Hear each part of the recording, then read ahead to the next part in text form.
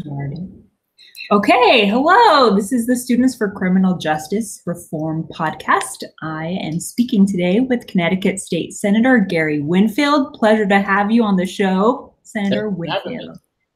You bet, absolutely. So there's a lot of questions that I want to ask you. First of all, just as I said, Senator Winfield is a state senator from Connecticut, a state after my heart. And as you know, this is a podcast through the Students for Criminal Justice Reform group at the Wagner Graduate School of Public Service at NYU. And so as grad students studying public service, a lot of us are probably, myself included, very interested in hearing about your career path or what inspired you to get to where you are, because a lot of us are looking at public service in many ways, serving through the public sector and certainly politics as well. So if you want to give a little background on what you're doing and how you got there. So I wasn't trying to be in public service. I was in the military, and when I left the military, I started working for a power generation company. At the time, it was ABB Alstom Power, and it became Alstom Power. And they had a project that was taking place in Connecticut. So that's how I wound up in Connecticut. I'm originally from New York. And so I came to Connecticut, and like most anybody, I was trying to figure out where in this state I fit in. I lived in several of the cities and found my way to New Haven. When I got to New Haven, as you walk around New Haven, you could really see differences in neighborhoods. But they weren't just gradual differences, they were sharp differences that occurred very quickly. And it was stark. So it made me wonder what was going on with government. And maybe I made some assumptions that government perhaps didn't look like or reflect the people of the city. It turns out that was wrong. Government was much more diverse than I thought it was. And so then I began to wonder about that. At the same time, I was working on the power plant that was going up in Connecticut, and had long days. Some days were 12, 14 hours long. So I didn't have a lot of time to get involved. I did a really good job on the power plant. The company wanted me to go to Arkansas to fix a broken power plant. That's kind of how they reimagined what I would be doing. My ex-wife, who I was married to at the time, didn't want to go to Arkansas, so I didn't want to go to Arkansas. So I negotiated with the company back and forth, and we couldn't come to an agreement, so we separated ways. This gave me a lot of time. And so that concern I had about what the city looked like was something I could now kind of investigate. And so I spent time getting involved in issues of education in the city of New Haven, criminal justice in the city of New Haven, and then I just kind of showed up everywhere, which is not what you do if you're trying to be active and maybe be an activist. But you know, we all have our own path. What happened was, over time, I became active on a lot of issues, and I kind of became someone who, because I was involved in a lot of groups, and most people don't do that, was a connector. And so some years down the road, when a guy named Bill Dyson, who was a former state representative in New Haven, when it was time for him to retire, he came to me and said to me I should run. Of course, being an activist, I told him how much I hated politicians. But, you know, he kept trying to impress upon me that I would be the kind of person that should run.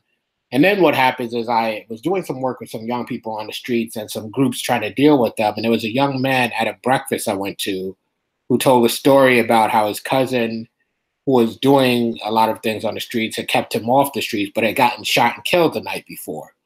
And I don't know what it was about his story, but his story affected a lot of the people in the room. And these were the kind of people who do this work. So we're not easily affected by these stories, even though we care. But he did have the ability to affect us. And so that very day I was supposed to be giving a speech for Black History Month, because at the time I was also the chair of an organization called the Connecticut Federation of Black Democratic Clubs. And when I went to give the speech, what came out of my mouth was something wholly different than what I intended to say. And it was really an argument for why I should accept that offer to run for office. And so the next thing I know, I'm off and running for state representative, something I never intended to do. And that began this whole process. And I think many of us are glad. Well, that is so interesting. I like what you said about how everyone has their own path. I think that it's interesting that you started in the private sector and saw things on the ground for yourself that you thought that you could improve, and really took that initiative, especially after hearing a striking personal story. And I think that is sometimes what happens for a lot of people, that it hits close to home. And we decide that we are in a position to help. So for many of us who are aspiring to public service in many forms, just beginning our career or studying to begin our careers, do you have any advice?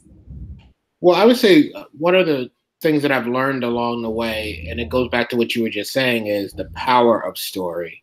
You know, a lot of people spend a lot of their time getting to know the facts, and the facts are important, but they forget the story. And whether we like this or not, you know, if you're an advocate, if you're a legislator, if you're somebody in that world, you're going to have to sell what you're trying to make happen to people. It's not just, I have better facts than you. If you look at the national situation right now, you know, facts don't always matter. Very true.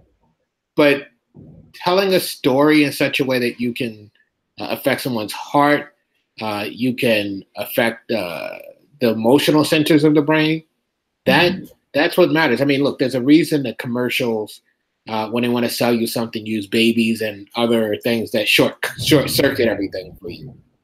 Because before you can even start to use your rational brain, you've already made a decision with your emotional brain.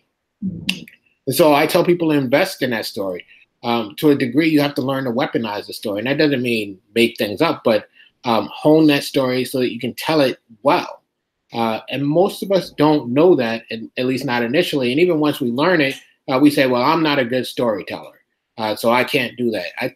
I wasn't a good storyteller in the beginning. I've learned to become a really good storyteller, such that I actually teach people how to tell stories. So I would say, whether you're traditionally the kind of person who should be in it, you have a parent in it, whatever the case may be, there's certain skills you can learn that we all have that are really important to this. The reason why I think I've been successful in moving some legislation that other people can't is because of my ability to tell stories. And I don't think I could have moved any of that, regardless of how intelligent I am, without those stories.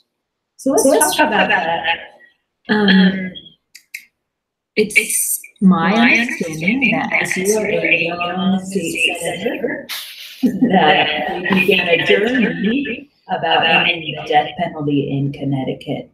And I'm intrigued to know if you used that storytelling at that time, or what other tools you were really able to rely upon at that time when you were brand new in the field, and you had to rely on yourself and rely on whatever coalitions you had at the time. Can you talk us through sort of that journey and how that came to be? Yeah, so actually that happened when I was in the state house, because I went from the House to the Senate. But what happened was I'd always been opposed to the death penalty. It wasn't my biggest issue, but I'd always been opposed. And the person who I replaced, Bill Dyson, he had been fighting for much of his career to abolish the death penalty. And that speech that I talked to you about earlier, in that speech, I had a line that, because it was during the 2008 election cycle, I had a line that harkened back to the things that Obama had said. And Obama was talking about the audacity of hope. But I said to people that for Black people in America, being hopeful is not audacious. It's how we've survived. Without hope, you couldn't survive what we've been through in this country. So just riffing off the top of my head, I said, it's a good thing that we are talking about hope, but beyond hope is belief. And our mission is to give people a reason to believe again. And that became it's a lot of words, but it became a slogan that was on my lawn sign. So when you run an election and that's something you put out there and people actually kind of believe in it, you can't go into the state house and go, I'm going to be the traditional elected official who gets to sit in the back for the first 2 years and, hope that I can be seen voting on something because I'm not doing anything else, which is how it worked at the time. And so I went in and I was like, what is the most unexpected, crazy thing that would really get people to believe that this is going to function different? And I went through a folder of bills that my predecessor had been trying to do, and I categorized them as ones I wanted to do and ones that I was like, I don't really want to do these. And then I looked for the toughest one in the list of the ones I wanted to do, and that was abolish the death penalty. And I went to leadership and I told them, I think we should abolish the death penalty. And they actually laughed at me because, freshmen just don't do anything and much less take on the toughest piece of legislation to get done. So I was like, okay, well, you can laugh, but we can introduce a bill if we want to. So I introduced the bill to abolish the death penalty. And then I said about the business of doing something people hadn't really done before, which was to actually have conversation with people. Because the way it traditionally works is if you ask somebody about their opinion about the death penalty and they disagree with you, you tell them what a dirty so-and-so they are, and that's not really the most effective way of getting people to agree with you. And so what I did was I went legislator by legislator. It's a very slow process. Sat down and said, look, I'm looking to abolish the death penalty. I'd like to know what you think about it. And when they would tell me what they thought, I would leave, which would shock people because I hadn't made an argument. But what I was doing was I took their words to me, sat down and thought about them, and thought about if I believe what they told me, what might be convincing to me. And then when I went back to them, reflected back to them their argument, and made my own argument. So this did something that never happened before. One, their argument was respected. Two, they had to wrestle with this issue more than once and not in a confrontational way.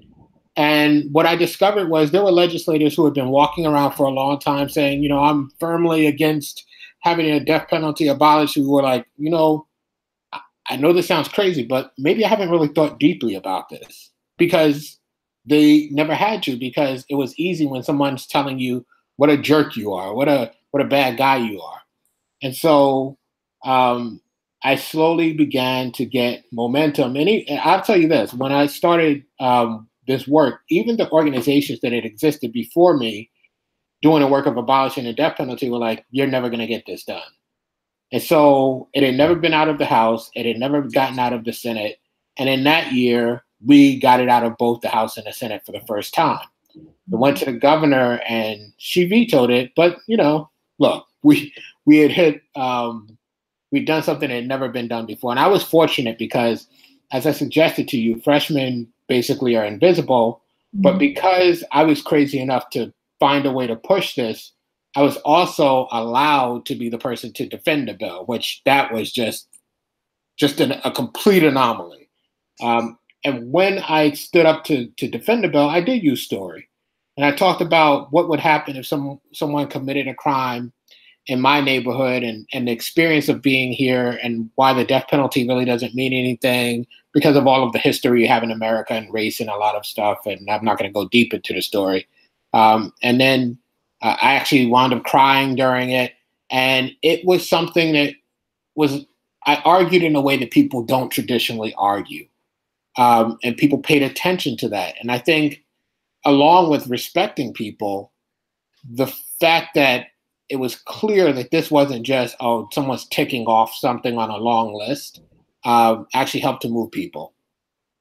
I hear you. It sounds like you're really humanizing the issue, especially something that can be so divisive. And in your tactics with the individual members of the legislature, it sounds like I would characterize it as personalized lobbying done with respect. And I think that in itself is radical. And I really appreciate you giving us that insight. Thank you. You make it sound so easy, however, and I'm sure it's not without its pitfalls. It's funny. If you look at my record, it kind of like I don't even understand how that record exists, right? I have been blessed in terms of moving forward what a lot of people would consider some of the most important progressive legislation in the last decade. Mhm. So what kind of opposition did you face?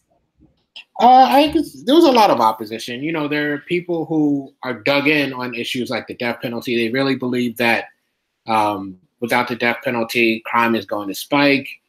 They believe that having a death penalty reduces the likelihood that someone will commit a crime. I mean, everything that we know in terms of the data shows that this is not true, but it's an emotional thing. So, you know, you could, again, this is why story is important, because on an issue like this, where it's such an emotional issue where people can't hear a fact, you need something that can cut through that noise. And you can't cut through that noise with, well, you know, the prison population does this, and it just doesn't work. Mm-hmm. So I think, yeah, I mean, I think that's what it is. And I just think on every issue, you know, what issue I followed up with the next year that was a big issue that people said would not be able to get done. I went to at the Capitol, they do all of these things where organizations come together and they talk about what they want to do. And there was an organization talking about the fact that people who were transgender in the state of Connecticut had no rights, basically. They could be discriminated against in public housing and jobs and on and on and on. I just happened to be there as a guest sitting on a panel. I didn't even know what I was going to talk about. And I like flippantly, because this is how I wound up getting myself in trouble. I flippantly went, well, let's fix that next year. and they were like, you apparently don't understand how this works. I was like, well, we haven't tried, have we? Like, let's just do it next year. So I said about the business of having the conversation about what happens with transgender people. And before the big controversy a couple of years ago about the bathroom bill, we had our own bathroom bill issue in Connecticut because that's exactly what they called it.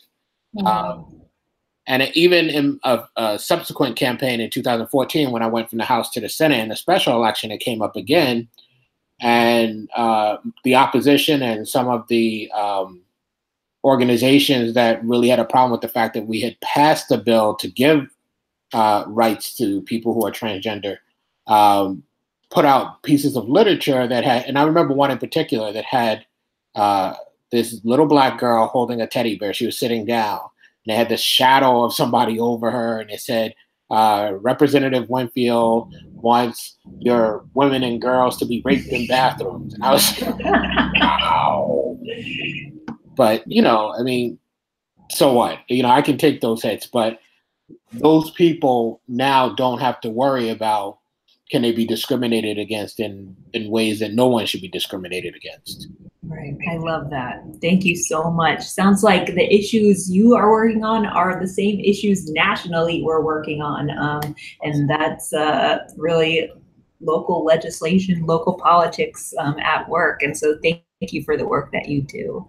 The last topic I want to ask you about, which has been something that Connecticut has been going through, revising, figuring out over the last year or so, is solitary confinement.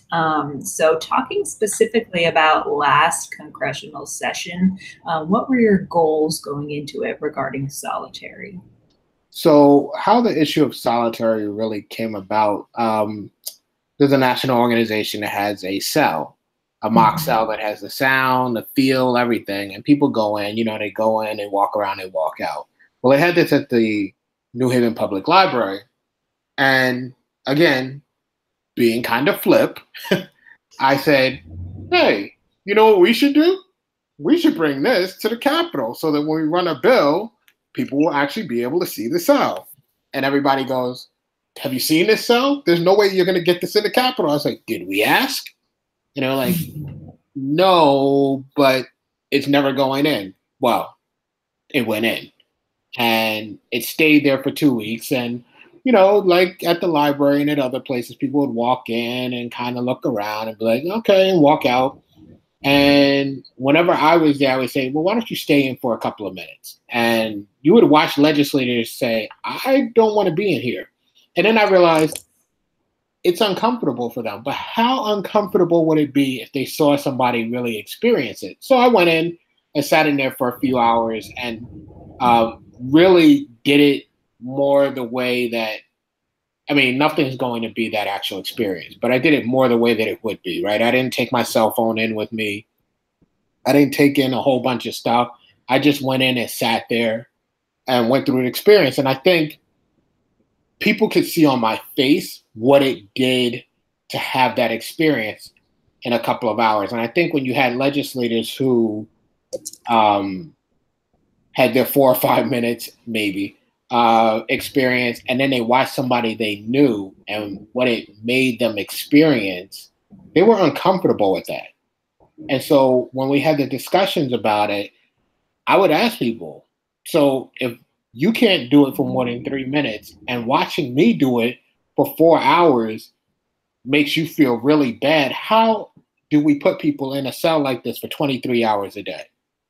How? What do you think we're going to do to those people? People go to jail, they go to prison, they usually come back out. What are we bringing back out into our society? We run on the promise of making society safer and better, and we're damaging people. Is that what we really want to be doing? And again, it's telling a story without telling a story. It's telling a story by letting my face tell a story. And I think it was powerful for people, that visual. I can't tell you how there were people who were like, I want to just come in there and pull you out of there. So, you know, initially the external groups wanted to just abolish solitary completely. I knew we weren't going to get there. That's a step too far to start off with. And to be honest with you, many people thought to change anything was a step too far. But what we wound up being able to do was to keep young people under the age of 18 out of solitary, to get the Department of Corrections to have to give reasons for putting people in solitary, to do a lot of reporting, to put some prohibitions around putting people who are disabled in some way in solitary. And so we didn't abolish solitary, but we strongly reduced the usage of solitary. That's great. Congratulations to you and the whole state, really. And then I would call this unconventional, personalized lobbying, right? Because this time you put individuals into the story. You made them see themselves in that story by going in that cell. And full disclosure, I made it up to Hartford and I didn't last for 1 minute. But I just most people. Yeah, couldn't handle it. But you're right. It really made it feel real. And it really brought those emotions and helped you to humanize the people that we're talking about when we talk about criminal justice reform, a population that can become so demonized in the rhetoric and really treated as non-human, bad guys, right? And that's just not a helpful narrative for anyone. And really being able to put yourself there, there, but for the grace of God, could I be? It sounds like it was really able to help make progress. So I appreciate hearing all about that. So how, if you could you also explain to us how Connecticut is addressing solitary with juvenile justice? Yeah, so I mean, again, we and there are exceptions to everything because there have to be, but largely we don't use solitary on juveniles anymore. And part of this is that we've just come in Connecticut and across the country, but especially in Connecticut, because Connecticut has for many years been one of the leaders on juvenile justice reform. We've come to understand the development of the young brain and the fact that the frontal part of the brain, the governor of the brain, doesn't develop until 23, 24, 25.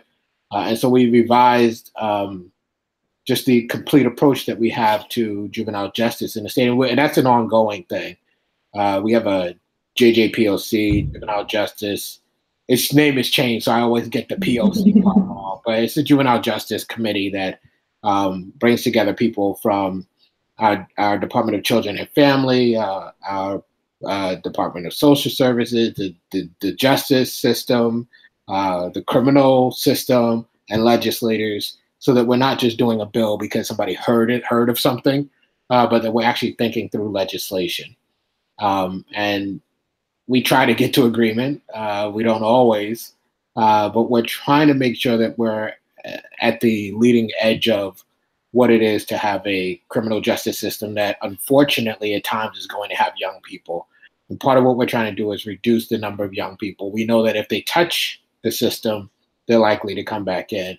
And so one of the things that we recognize is that psychological damage that can be done to any brain, but particularly to a young brain, is not something we really wanted to do. And so that's why we focus, because when we were doing the bill, there was a lot of pushback on that bill. And for those who were with me and some of the organizations, we just drew a line in the sand and we said, look, if we do nothing else, we have to do the juvenile part, because we know how damaging this can be. And so the effort is to just not use solitary for juveniles. Now, look, this is like any other piece of legislation. The magic is not just in getting it passed, it's in the implementation and making sure it happens. So there is a level of diligence that has to happen to make sure that what we put on the books is actually occurring. But that's where Connecticut is moving. Great. So my takeaway from our conversation, Senator Winfield, is that you have ideas for change to happen. And what makes them successful ideas is that you're not encumbered by pointless precedent, right? Not letting you being the first stop you from being the first. Right. So I really appreciate that. Any parting words for us at NYU?